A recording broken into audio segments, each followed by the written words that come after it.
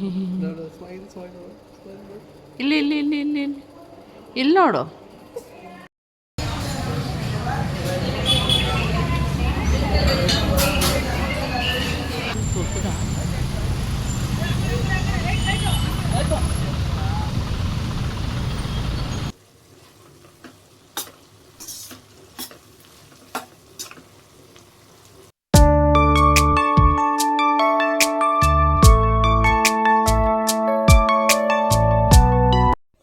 ಇವತ್ತು ಮನೇಲಿ ಲಾಗ್ ಮಾಡೋಕ್ಕಾಗಲಿಲ್ಲ. ಸೀದಾ ಬೆಳಿಗ್ಗೆ ಎದ್ದು ಲೇಟ್ ಆಯಿತು, ಆಲ್ಮೋಸ್ಟ್ ಎದ್ದು ಸೀದಾ ಹಾಸ್ಪಿಟ್ಲಿಗೆ ಹೊರಡೋಣ ಅಂತ ಹಾಸ್ಪಿಟ್ಲಿಗೆ ಬಂದ್ಬಿಟ್ವಿ. ಬ್ರೇಕ್ಫಾಸ್ಟ್ ಏನೂ ತಿನ್ನಲಿಲ್ಲ ನಾವು. ಮಗುಗೂ ಹುಷಾರಿರಲಿಲ್ಲ, ಅವನಿಗೂ ಸ್ವಲ್ಪ ಜ್ವರ ಕೋಲ್ಡ್ ಆಗೋಗಿತ್ತು. ಅದಕ್ಕೆ ಇಬ್ಬರಿಗೂ ತೋರಿಸ್ಬೇಕಾಗಿತ್ತಲ್ಲ, ಸರಿ ನಡಿ ಆಮೇಲೆ ಬ್ರೇಕ್ಫಾಸ್ಟ್ ತಿನ್ಕೊಳ್ಳೋದು ಅಂತ ಹೇಳಿಬಿಟ್ಟು ಮನೇಲೇನು ಬ್ರೇಕ್ಫಾಸ್ಟ್ ಮಾಡಿದೆ, ಸೀದಾ ಹಾಸ್ಪಿಟ್ಲಿಗೆ ಹೋಗ್ಬಿಟ್ವಿ. ಅವನಿಗೆ ಟೆಂಪ್ರೇಚರ್ ಎಲ್ಲ ಚೆಕ್ ಮಾಡ್ತಾಯಿದ್ರು. ಅವನು ಇಕ್ಕಿಸ್ಕೊಳ್ಳೋಕ್ಕೆ ರೆಡಿ ಇರಲಿಲ್ಲ ನನ್ನ ತೊಡೆ ಮೇಲೆ ಕೂತ್ಕೊಂಡು. ಅದಕ್ಕೆ ಅವ್ರ ಡ್ಯಾಡಿ ಸರಿ ನಾನು ಹಿಡ್ಕೊತೀನಿ ಕೊಡು ಅಂತ ತೊಗೊಂಡು ಪಾಪ ಅವರೇ ಹಿಡ್ಕೊಂಡಿದ್ರು ಕಿಶೋರು. ಆಮೇಲೆ ಸ್ವಲ್ಪ ಹೊತ್ತು ಸುಮ್ಮನೆ ಇದ್ದ. ನಾನು ಸ್ವಲ್ಪ ಮೊಬೈಲ್ ತೋರಿಸ್ಕೊಂಡು ಹಂಗೆ ಹಿಂಗೆ ಆಟ ಆಡಿಸ್ಕೊಂಡು ಹಾಸ್ಪಿಟ್ಲೆಲ್ಲ ತೋರಿಸ್ಕೊಂಡು ಹೊರಟ್ವಿ. ಇನ್ನು ಬ್ರೇಕ್ಫಾಸ್ಟ್ ಏನೂ ಮಾಡಿರಲಿಲ್ಲ ನಾವು ಮನೇಲಿ ಅಲ್ವಾ, ಅದಕ್ಕೆ ಎಲ್ಲಾದರೂ ಹೋಟ್ಲಿಗೆ ಹೋಗೋಣ ಅಂತ ನೋಡಿದ್ವಿ. ಹತ್ತಿರದಲ್ಲಿ ಎಲ್ಲಾದರೂ ಹೋಗೋಣ, ತುಂಬ ದೂರ ಎಲ್ಲೂ ಹೋಗೋದು ಬೇಡ ಅಂತ ಹೇಳಿಬಿಟ್ಟು ಒಂದು ಅಯೋಧ್ಯೆ ವಿಹಾರ ಅಂತ ಇದೆ ನಮ್ಮ ಏರಿಯಾದಲ್ಲಿ, ಅಲ್ಲಿ ಹೋದ್ವಿ. ಅಲ್ಲಿ ಚೆನ್ನಾಗಿರುತ್ತೆ ದೋಸೆ. ಅಲ್ಲಿ ನಾನು ಒಂದು ಮಸಾಲೆ ದೋಸೆ ತೊಗೊಂಡೆ.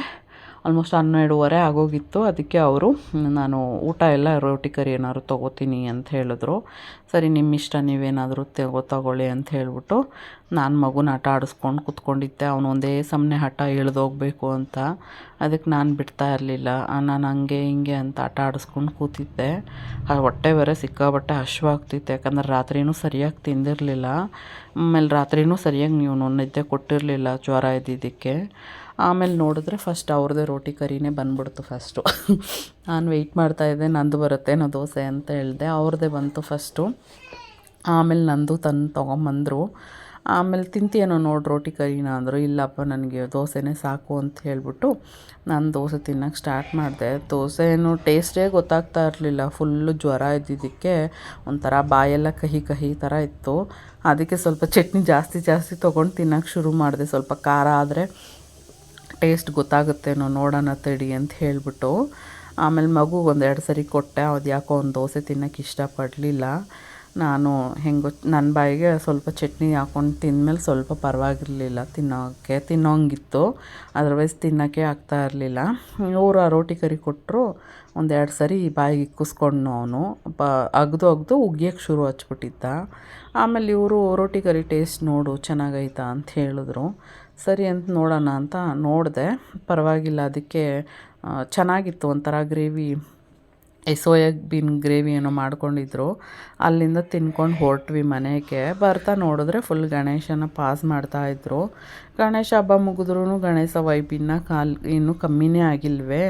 ಎಷ್ಟು ದೊಡ್ಡ ಗಣೇಶ ಎತ್ಕೊಂಡು ಹೋಗ್ತಿದ್ವು ಅಂದರೆ, ಇಷ್ಟು ದೊಡ್ಡ ಗಣೇಶ ಮಣ್ಣಿಂದೆಲ್ಲ ಮಾಡೋಕ್ಕಾಗಲ್ವಲ್ಲ. ಮೇ ಬಿ POP ಇದೆ ಇದು ಗಣೇಶ ಅಲ್ವಾ, POP ಗಣೇಶ ಎಲ್ಲ ಬ್ಯಾನ್ ಆಗಿದೆ ಅಲ್ವಾ ಅಂತ ಅದೇ ಸ್ವಲ್ಪ ಹೊತ್ತು ಮಾತಾಡ್ಕೊಂಬಂದರೆ, ಅಲ್ಲಿಂದ ಬಂದಾಗ 3-4 ಕಡೆ ಗಣೇಶ ಇಟ್ಟಿದ್ರು. ನಾನೆಲ್ಲ ವೀಕೆಂಡ್ ಗಣೇಶ ಅನ್ನೋ ಥರ ಇದೆಯಪ್ಪ ಇದು, ಎಲ್ಲ ಶನಿವಾರಕ್ಕೆ ಇಟ್ಬಿಟ್ಟು ಭಾನುವಾರಕ್ಕೆ ಎತ್ತೋ ಥರ ಇದೆ ಇದು ಅಂತ ಹೇಳ್ಬಿಟ್ಟು ಮುಂದೆ ಬಂದ್ವಿ. ಮುಂದೆ ಬಂದರೆ ಅಲ್ಲೂ ಇನ್ನೊಂದೆರಡು ಕಡೆ ಗಣೇಶ ಇಟ್ಟಿದ್ರು. ಫುಲ್ ಟ್ರಾಫಿಕ್ ಬೇರೆ ಜಾಮ್ ಆಗಿತ್ತು. ಆಮೇಲೆ ಇಲ್ಲೂ ಒಂದು ಕಡೆ ಇಟ್ಟಿದ್ರು. ನಾನು ಎಲ್ಲ ಕಡೆ ಇಟ್ಟಿದ್ದಾರೆ ಅಂತ ಹೇಳ್ಬಿಟ್ಟು ಸ್ವಲ್ಪ ಮಲ್ಕೊಂಡು ಎದ್ದುಬಿಟ್ಟು ತುಂಬ ತಲೆ ನೋವ್ತಾ ಇತ್ತು. ಅದಕ್ಕೆ ಕಾಫಿ ಮಾಡ್ಕೊಂಡು ಕುಡಿದ್ಬಿಟ್ಟು ಅಡುಗೆಗೆ ಶುರು ಮಾಡೋಣ ಅಂದ್ಕೊಂಡೆ. ಕಾಫಿ ಎಲ್ಲ ಕುಡಿದ್ಮೇಲೆ ಸ್ವಲ್ಪ ರಿಲ್ಯಾಕ್ಸ್ ಆದಂಗೆ ಆಯಿತು. ಸೊ ಮತ್ತೆ ರಾತ್ರಿಗೆ ಹೋಟ್ಲಿಂದನೇ ಏನಾದ್ರು ತಂದುಬಿಡ್ತೀನಿ ಅಂದರು. ಬೇಡ, ಮನೇಲೇ ಏನಾದರೂ ಮಾಡ್ಕೊಳ್ಳೋಣ, ಮಧ್ಯಾಹ್ನನೇ ದೋಸೆ ತಿಂದಿದ್ದೆ ಒಂಥರ ಇದೆ ಅಂತ ಹೇಳಿಬಿಟ್ಟು ಬೇರೆ ಏನಾದರೂ ಮಾಡೋಣ ಅಂದ್ಕೊಂಡು ನೋಡಿದೆ. ಫ್ರಿಜ್ಜಲ್ಲಿ ಹಿತಕ್ಕೆ ಬೇಳೆ ಇತ್ತು, ತಂದಿತ್ತು. ಸಂಡೇ ಏನಾದರೂ ಹಿತಕ್ಕೆ ಬೇಳೆ ಮಟನ್ ಮಾಡು ಅಂತ ತೊಗೊಂಬಂದಿದ್ರು. ಅದಕ್ಕೆ ಇವಾಗ ಅದರದ್ದೇ ಗ್ರೇವಿ ಏನಾದರೂ ಮಾಡಿಬಿಡೋಣ, ನಾನ್ ವೆಜ್ ಎಲ್ಲ ಮಾಡೋಕ್ಕಾಗಲ್ಲ ಅಂದ್ಬಿಟ್ಟು ಎಲ್ಲ ಅದಕ್ಕೆ ಅಂತ ಕಟ್ ಮಾಡಿ ರೆಡಿ ಮಾಡಿಕೊಂಡೆ. ಇವಾಗ ಅದಕ್ಕೆ ಬೇಕಾಗಿರೋದು ಎಣ್ಣೆ, ಧನಿಯಾ ಪುಡಿ, ಚಿಲ್ಲಿ ಪೌಡ್ರು, ಮತ್ತು ಈರುಳ್ಳಿ, ಶುಂಠಿ, ಬೆಳ್ಳುಳ್ಳಿ, ಕೊತ್ತಂಬರಿ ಸೊಪ್ಪು ಮತ್ತು ಬದನೆಕಾಯಿ, ಆಲೂಗಡ್ಡೆನ ಕಟ್ ಮಾಡಿ ನೀರಲ್ಲಿ ನೆನೆಸಿಕೊಂಡಿದ್ದೀನಿ ಕಪ್ಪಾಗಿಬಿಡುತ್ತೆ ಅಂತ. ಒಂದು ಅರ್ಧ ಬಟ್ಲಷ್ಟು ಇದಕ್ಕೆ ಬೇಳೆ ತೊಗೊಂಡಿದ್ದೀನಿ. ಒಂದು 1/4 ಚಿಪ್ಪಷ್ಟು ತೆಂಗಿನಕಾಯಿ, ಚಕ್ಕೆ, ಲವಂಗ ಮತ್ತು ಸ್ವಲ್ಪ ಸೋಂಬು, ಆಮೇಲೆ ಸ್ವಲ್ಪ ಒಂದು ಈರುಳ್ಳಿ ಆಗೋಷ್ಟು ಒಂದು ಒಗ್ಗರಣೆಗೆ, ಒಂದು ರುಬ್ಬಕ್ಕೆ, ಮತ್ತು ಟೊಮೆಟೊ ಆಯಿತಾ. ತುಂಬ ತೆಂಗಿನಕಾಯಿ ತೊಗೊಳಕ್ಕೆ ಹೋಗಬೇಡಿ, ಗಟ್ಟಿ ಬರುತ್ತೆ ಸಾಂಬಾರು. ಆಮೇಲೆ ಶುಂಠಿ ಬೆಳ್ಳುಳ್ಳಿನೂ ತುಂಬ ತೊಗೊಳಕ್ಕೆ ಹೋಗಬೇಡಿ. ಇವಾಗ ಶುಂಠಿ ಬೆಳ್ಳುಳ್ಳಿ ಮಿಕ್ಸಿ ಮಾಡ್ಕೊಂಬಿಡೋಣ ಫಸ್ಟೇ. ಹುರ್ಕೊಂಬೋದಾಗ ಮಾಡಿಕೊಂಡ್ರೆ ಇನ್ನೂ ಚೆನ್ನಾಗೇ ಇರುತ್ತೆ, ಬಟ್ ನಂಗೆ ಹುರಿಯೋಕ್ಕೆಲ್ಲ ಆಗಲ್ಲ. ಅದಕ್ಕೆ ಇವತ್ತೆಲ್ಲ ಹಸಿಯಾಗಿ ಹಾಕ್ಕೋತಾ ಇದ್ದೀನಿ. ಶುಂಠಿ ಬೆಳ್ಳುಳ್ಳಿ ಮತ್ತು ಈರುಳ್ಳಿ ಮತ್ತು ಕೊತ್ತಂಬರಿ ಸೊಪ್ಪು ಮತ್ತು ತೆಂಗಿನಕಾಯಿ ಒಂದು 1/4 ಚಿಪ್ಪಲ್ಲಷ್ಟು ತೊಗೊಂಡಿದ್ದೀನಿ. ತುರ್ಕೊಳ್ಳೋಂಗಿದ್ರೆ ತುರ್ಕೊಂಡು ಹಾಕ್ಕೋಬೋದು. ನಾನು ಕಟ್ ಮಾಡಿಕೊಂಡಿದ್ದೀನಿ. ಇವಾಗ ಸ್ವಲ್ಪ ಸೋಂಬು, ಚಕ್ಕೆ ಮತ್ತು ಲವಂಗ ಮೂರೂ ಒಂದಿಷ್ಟು ಸ್ವಲ್ಪ ತೊಗೊಂಡಿದ್ದೀನಿ. ತುಂಬ ಹಾಕ್ಬಿಟ್ರೆ ಮಸಾಲ ಸ್ಮೆಲ್ ಬರುತ್ತೆ, ಅದಕ್ಕೋಸ್ಕರನೇ. ಒಂದು ಟೊಮೆಟೊ ಅಲ್ಲಿ ಹಾಕ್ಕೊಂಡಿದ್ದೀನಿ ಬೇಯೋಕ್ಕೆ, ಮತ್ತು ಇನ್ನೊಂದು ಟೊಮೆಟೊ ಬಂದು ನೀವು ರುಬ್ಬಕ್ಕೆ ಹಾಕ್ಕೋಬೇಕು, ಹಂಗಿದ್ರೆ ಚೆನ್ನಾಗಿರುತ್ತೆ. ಇವಾಗ ಸ್ವಲ್ಪ ಕೊತ್ತಂಬರಿ ಸೊಪ್ಪನ್ನ ಇದಕ್ಕೂ ಹಾಕ್ಕೊತಿದ್ದೀನಿ. ಲಾಸ್ಟಲ್ಲಿ ಅದಕ್ಕೂ ಕಟ್ ಮಾಡ್ಕೊಳ್ಳೋಕ್ಕೂ ಸ್ವಲ್ಪ ಎತ್ತಿಕ್ಕೊತಾ ಇದ್ದೀನಿ. ಎಲ್ಲ ಇದಕ್ಕೆ ಹಾಕಿದ್ರೆ ಒಂಥರ ಗ್ರೀನ್ ಮಸಾಲ ಥರ ಆಗೋಗುತ್ತೆ, ಅದಕ್ಕೆ ಗ್ರೀನ್ದು ಏನು ಬೇಕಾಗಿಲ್ಲ ಅಂದ್ಬಿಟ್ಟು. ಇವಾಗ ಸ್ವಲ್ಪ ಧನಿಯಾ ಪುಡಿ 1.5 2 ಸ್ಪೂನಷ್ಟು, ಖಾರದ ಪುಡಿ 2 ಸ್ಪೂನಷ್ಟು ಹಾಕ್ಕೊತಾ ಇದ್ದೀನಿ. ಇವಾಗ ಹಾಕ್ಕೊಂಡು ಚೆನ್ನಾಗಿ ನುಣ್ಣಗೆ ರುಬ್ಕೊಂಬಿಡೋಣ. ಇದನ್ನು ಚೆನ್ನಾಗಿರುತ್ತೆ ನುಣ್ಣಗೆ, ಅಂದರೆ ಒಂಥರ ಗಂಧ ಥರ ರುಬ್ಕೋಬೇಕು, ತುಂಬ ತರಿಯಾಗಿ ರುಬ್ಕೊಳ್ಳೋಕೆ ಹೋಗಬೇಡಿ. ಇವಾಗ ಮದುವೆ ಮನೆ ಸ್ಟೈಲಲ್ಲೆಲ್ಲ ಬರುತ್ತಲ್ಲ, ಅದೇ ಥರ ಬರುತ್ತೆ ಈ ಗ್ರೇವಿ. ಸೇಮ್ ಇದೇ ಮಸಾಲ ನಮ್ಮನೆ ಫಂಕ್ಷನ್ಗಳು ಮಾಡಿದಾಗ ನಾನು ನೋಡ್ಕೊಂಡಿದ್ದೆ ಈ ಮಸಾಲನ ಅವ್ರು ಏನು ಮಾಡ್ತಾರೆ ಅಂತ. ಆವಾಗಿಂದ ಇದೇ ಮಸಾಲ ಆಗೋದು. ಇವಾಗ ಒಂದು ಕಡಾಯಿ ಇಟ್ಕೊಂಡು ಒಂದು ಸ್ವಲ್ಪ ಎಣ್ಣೆ ಹಾಕ್ಕೊತಾ ಇದ್ದೀನಿ. ಎಣ್ಣೆ ಹಾಕ್ಕೊಂಡು ಈರುಳ್ಳಿ ಹಾಕ್ಕೊಳ್ಳೋಣ.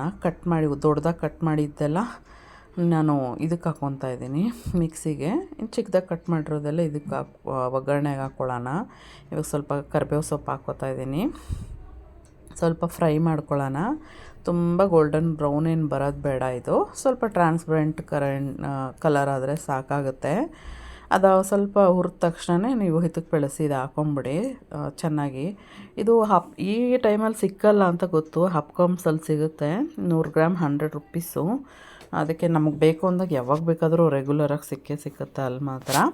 ಆದರೆ ಬಿಫೋರ್ ಬೇಕು ಅಂದರೆ ಸ್ವಲ್ಪ ಬೇಗ ಹೋಗಬೇಕು ನಾವು, ಇಲ್ಲಾಂದರೆ ಬೇಗ ಖಾಲಿ ಆಗಿಬಿಡುತ್ತೆ. ಇದು ಯಾವಾಗಲಾದ್ರು 1 ತಿಂಗಳಿಗೆ 2 ತಿಂಗಳಿಗೆ ಒಂದು ಸರಿ ಮಾಮೂಲಿ ಬೇಳೆ ಸಾರು ತಿಂದು ಬೋರ್ ಆಯಿತು ಅಂದರೆ ತರಿಸ್ಕೊಂಡು ಮಾಡ್ತೀನಿ ನಾನು. ಇವಾಗ ಸ್ವಲ್ಪ ಫ್ರೈ ಮಾಡ್ಕೊಂಡಿದ್ದೆ, ನೀರು ಬಿಡುತ್ತೆ. ಇದೇ ಟೈಮ್ಗೆ ನೀವು ಬದನೆಕಾಯಿನ ಹಾಕ್ಕೊಂಬಿಡಿ. ಬದನೆಕಾಯಿ ಕಪ್ಪಗಾಗ್ಬಿಡುತ್ತೆ ಅಂತ ನೀರಲ್ಲಿ ನೆನೆಸಿಟ್ಕೊಂಡಿದ್ದೀನಿ. ಆಮೇಲೆ ಆಲೂಗಡ್ಡೆ. ಇದಕ್ಕೆ ಬೇಳೆ ಸಾಂಬಾರು, ಈ ಕಾಳುಗಳ ಸಾಂಬಾರುಗಳೆಲ್ಲ ಫಸ್ಟು ಮೇಯ್ನು ಆಲೂಗಡ್ಡೆ, ಆಮೇಲೆ ಬದನೆಕಾಯಿನೇ ಮೇಯ್ನು. ಇವೆರಡು ಹಾಕಿದ್ರೆ ಚೆನ್ನಾಗಿರುತ್ತೆ. ಬೇರೆ ತರಕಾರಿಗಳಿಗಿಂತ ಇವೆರಡು ಹಾಕಿದ್ರೆ ಫ್ಲೇವರ್ ಚೆನ್ನಾಗಿ ಕೊಡುತ್ತೆ. ನಿಮಗೆ ಬೇಕಂದರೆ ಮಿಕ್ಸ್ ವೆಜಿಟೇಬಲ್ ಥರ ಇದಕ್ಕೆ ನುಗ್ಗೆಕಾಯಿ, ಬೀನ್ಸು, ಆಮೇಲೆ ಕ್ಯಾರೆಟು ಇದೆಲ್ಲ ಹಾಕ್ಕೋಬೋದು. ಬಟ್ ಅದು ಬೇಳೆ ಸಾರು ಥರ ಆಗೋಗುತ್ತೆ. ನಿಮಗೆ ಮಸಾಲ ಥರ ಗ್ರೇವಿ ಬೇಕು ಅಂತಂದರೆ ನಿಮಗೆ ಬದನೆಕಾಯಿ, ಆಲೂಗಡ್ಡೆ ಇವೆರಡೇ ಹಾಕ್ಕೊಳ್ಳಿ, ಚೆನ್ನಾಗಿರುತ್ತೆ. ಇವಾಗ ಟೊಮೆಟೊ ಹಾಕ್ಕೊತಾ ಇದ್ದೀನಿ. 1 ಟೊಮೆಟೊ ಮಿಕ್ಸಿಗೆ ಹಾಕ್ಕೊಳ್ಳೋಕ್ಕೆ ಅಂತ ಇಟ್ಕೊಂಡಿದ್ದೀನಿ. ಇನ್ನೊಂದು ಟೊಮೆಟೊನ ಇಲ್ಲಿಗೆ ಹಾಕ್ತಾಯಿದ್ದೀನಿ ಫ್ರೈ ಮಾಡೋಕ್ಕೆ.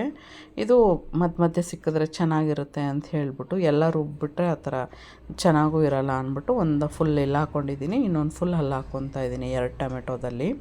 ಇವಾಗ ಸ್ವಲ್ಪ ಫುಲ್ಲಾಗಿ ಉಪ್ಪು ಹಾಕ್ಕೊಂಬಿಡ್ತೀನಿ ನಾನು ಒಂದೇ ಸರಿಗೆ, ಯಾಕಂದರೆ ತರಕಾರಿನೂ ಇಲ್ಲೇ ಹಾಕಿರೋದಕ್ಕೆ.